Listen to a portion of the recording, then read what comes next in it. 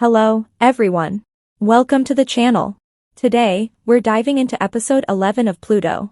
The episode begins with Eyes confessing the truth about why she avoided facing May. She reveals her deep guilt and regret. May, however, admits she had recognized Eyes from the beginning. As Eyes breaks down in tears, she confesses, "I never wanted to give you back to Om, but how could I stay with you when I'm the one who caused your blindness?" May, feeling equally guilty, reassures her, saying, "I also caused harm to Ben, your friend. I ruined his life and even drove his mother to suicide."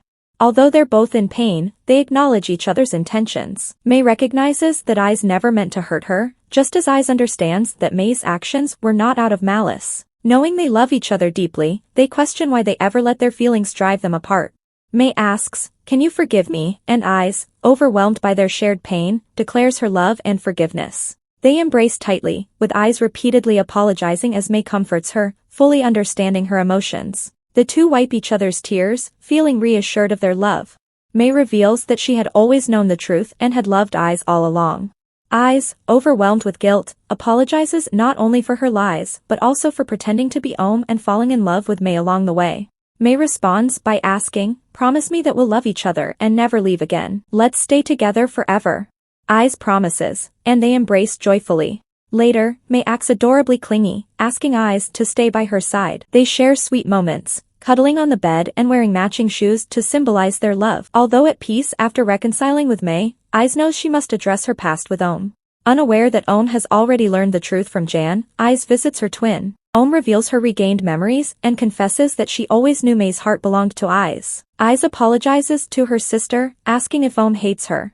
Instead, Om admits her own regrets, apologizing for pretending to be Eyes and expressing her love. They embrace, reconciling at last. Om encourages Eyes to follow her heart, free from guilt. Eyes decides to finish her novel before returning to May. Later, May, now fully healed and working again as a lawyer, is overjoyed when Eyes arrives. Eyes formally introduces herself, saying, "Shall we start anew? I'm Eyes in Samak." May responds with a smile, shaking her hand, "I'm May."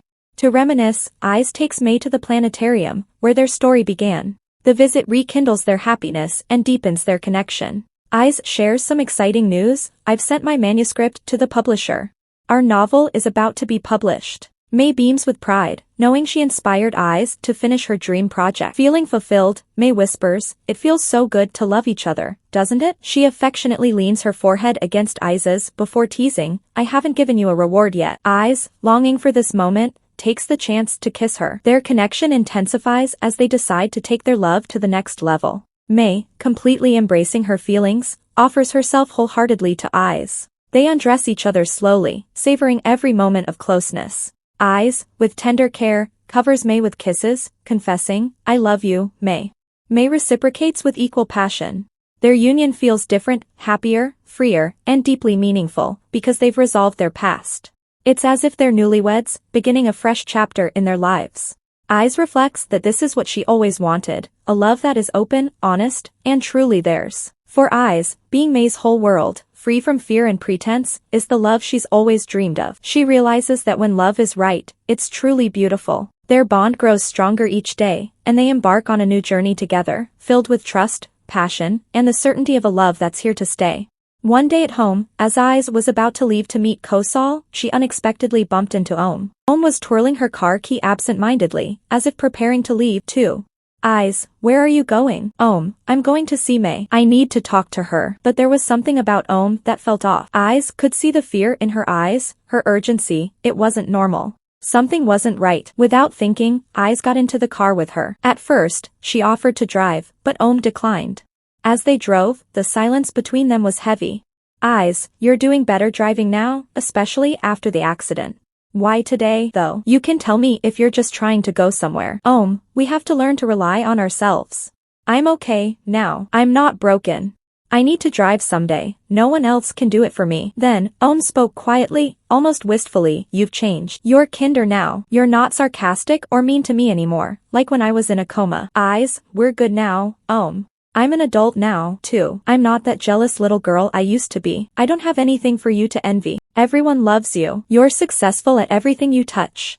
How can you say you have nothing for me to envy? If we weren't on good terms, I would never have said I envy you. You don't get it, do you? You don't get it. You're the one everyone envies. Everyone loves you. You don't even need to try hard, and people just flock to you. No one dares to bully you. How can you envy anyone else? You really think that's all there is? You're envious of me because guys like me and I'm considered beautiful? You don't understand what it's like to always be invisible. Ohm glanced at Eyes with a pained expression. She shrugged, her voice cold. No matter how hard I try, they never notice me. So I had to work harder, study harder, just to stand out, to be someone, to have something to compete with you. Eyes, are you serious?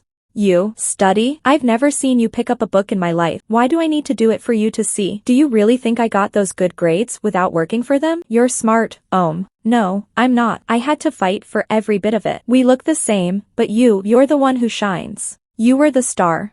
You even got to be the drum major of the school. That was ages ago. I was good at activities, but my grades were awful. Look at me now. I don't even have a job. Your novel is being published soon, right? Eyes froze, looking at shock. Her brow furrowed. How did you know that?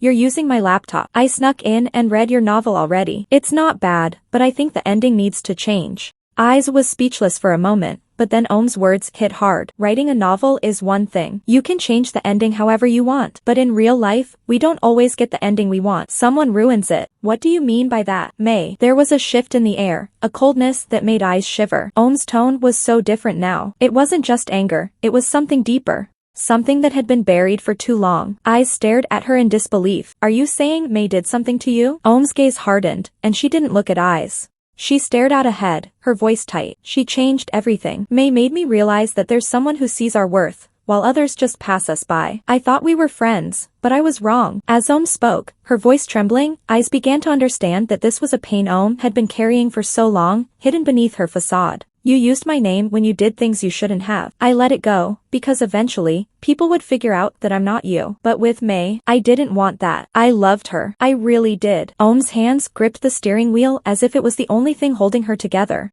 And then I found out, the person she fell in love with wasn't even me. It was never me. Eyes was in shock, her heart breaking as she looked at Ohm, the pain in her eyes too much to bear. You remember everything? Ohm turned to her, giving her a bitter, icy grin as tears streamed down her face. Yes, I remember everything. As Ohm's pain poured out, Eyes felt her own heart twist with guilt. I'm sorry. I shouldn't have used your name like that. I know I was a terrible person. I've learned that now. Ohm wiped her tears, her voice breaking.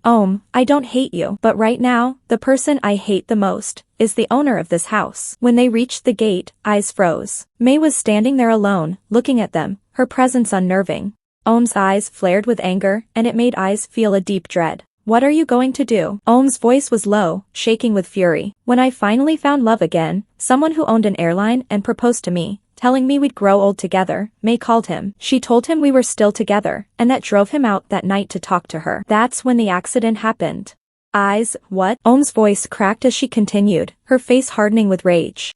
May is a murderer. She's the reason my husband is dead. Without another word, Ohm slammed her foot on the accelerator. The car sped toward the house, and in the split second that Eyes could still see, she saw May raise a gun and aim it at Ohm's face, without a hint of fear. Stop, Ohm. Stop. Ohm slammed on the brakes so hard that they both jerked forward, almost flying out the front window. They were lucky they had seatbelts on. Eyes let out a scream, her heart racing. She slowly looked up again. May was still standing there, only a few palm lengths away. Then, there was the sound of gunfire.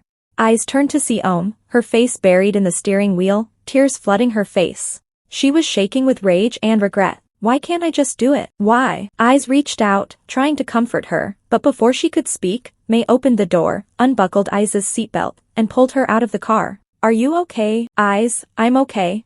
What about you? They exchanged worried glances, letting out a sigh of relief. But Eyes couldn't ignore the gun in May's hand, her nerves tightening. Where did you get that? Why are you carrying a gun? May, I thought it was necessary. Ohm is too dangerous. Then Ohm got out of the car, her voice laced with bitterness. You two really care about each other, don't you? I knew you were pretending not to remember. We know each other too well. May's voice grew cold as she spoke. Why did you slam on the brakes? If you'd done that night, you wouldn't have had to fight with your husband for control of the steering wheel until he died in that crash. Eyes' heart pounded as she realized the depth of May's involvement in the tragedy. If you hadn't shown up, we would have had a happy life together. If you'd told me from the start that you weren't the Ohm I was looking for, none of this would have happened. What were you thinking? You left me, a blind lover, and married someone else? What kind of person does that? Before you ask me what kind of heart I have, ask yourself, May. You didn't love me. You told my husband everything. How would that not affect my marriage? You killed him. May's eyes flashed with anger. If you'd just cleared things up from the start, I wouldn't have had to do this. Overcome with rage, marched toward May. Eyes watched in fear, knowing May had a gun. She begged, her voice full of desperation. Please, don't fight. If you don't love each other anymore, just let it go. Please. It's in the past. Hurting her now won't fix anything. Ohm's eyes burned with a fury eyes hadn't seen before. Step back, eyes. This has nothing to do with you. Of course it does. I used your name. I'm the cause of all this pain. All these misunderstandings. Tears welled up in Isa's eyes as she reached out to grab Ohm's shoulder, her voice filled with emotion. Please, let it go. It was an accident. I won't be the only one who loses. She has to lose something, too.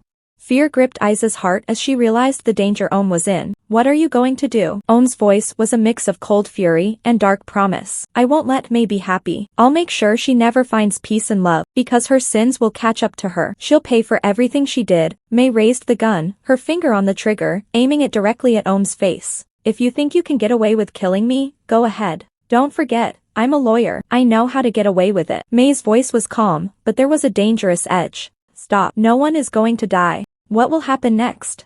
Stay tuned for the next episode. If you enjoyed this video, don't forget to like and share to show your support for the channel. We'd love to hear your thoughts. Leave a comment below. Thank you for watching, and goodbye.